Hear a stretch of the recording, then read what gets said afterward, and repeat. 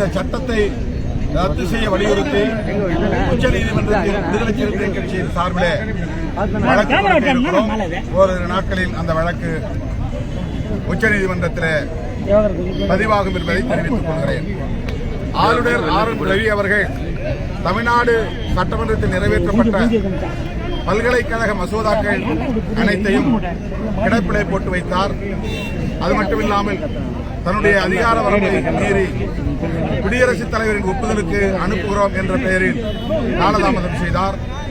இன்றைக்கு உச்சநீதிமன்றம் அதை கண்டித்திருப்பதோடு அந்த 10 சட்ட மசோதாக்களையும் ஏற்கிறோம், அதை சட்டமாக்குகிறோம் என்று தீர்ப்பளித்திருப்பது வரலாற்று முக்கியத்துவம் வாய்ந்த ஒரு தீர்ப்பு. இது ஆளுநர் ஆர்.என். ரவி அவர்களுக்கு புகட்டி இருக்கிற ஒரு பாடம்.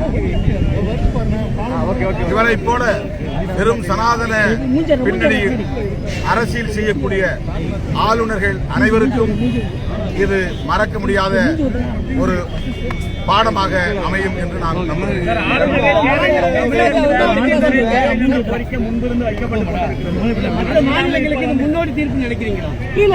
மற்ற மாநிலங்களுக்கு என்பதை விட ஆர்.என். ரவியை போல RSS சிந்தனைகளோடு செயல்படக்கூடிய அனைவருக்குமான ஒரு பாடம்.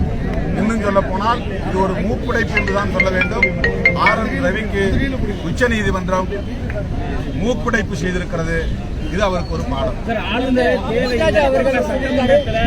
மக்களால் தேர்ந்தெடுக்கப்பட்ட உறுப்பினர்கள் கொண்டு வரக்கூடிய பல்வேறு விஷயங்களை கொண்டு வராங்க. ஆளுநர் வந்து தடுக்கிறது என்ன பலதர கேள்வி எழுப்பியிருக்கோம். அதற்கு இந்த தீர்ப்பை நீங்க எப்படி எடுத்துக்கிறீங்க? ஆளுநருக்கான அதிகாரம் இல்லை அப்படின்றது எடுத்துக்கலாமா? ஆளுநர் அவர் செய்ய வேண்டிய கடமைகளை செய்யாமல் தட்டி கழிக்கிறார். அவர் ஒரு IPS அதிகாரி. ஆனால் அவர் ஜனநாயகத்தை மதிக்கவில்லை, சட்டத்தை மதிக்கவில்லை. தான் கற்ற சனாதன அரசியலை மட்டுமே அவர் உயர்வாக கருதுகிறார் என்பது அவருடைய அணுகுமுறைகளிலிருந்து தெரிய வருகிறது. தமிழ்நாட்டில் இருக்கிற திமுக அரசுக்கு நெருக்கடி தருவதாக எண்ணிக்கொண்டு அவர் தான் தோன்றித்தனமாக செயல்பட்டார். அதற்கு உச்சநீதிமன்றம் தக்க பாடத்தை போட்டிருக்கிறது.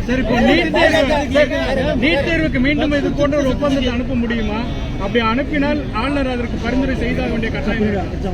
9ஆம் தேதி அதற்கான அனைத்து கட்சி கூட்டத்தை மாண்புமிகு முதல்வர் அவர்கள் கூட்டியிருக்கிறார். அதிலே கலந்து பேசி முடிவெடுப்போம். மீண்டும் அப்படி ஒரு சட்ட மசோதாவை உருவாக்குவதற்கு சட்டம் இடம் கொடுக்குமேனால் கட்டாயம் தமிழ்நாடு சட்டமன்றத்தில் மறுபடியும் அந்த சட்ட மசோதா உருவாக்கப்படும், நிறைவேற்றப்படும் என்று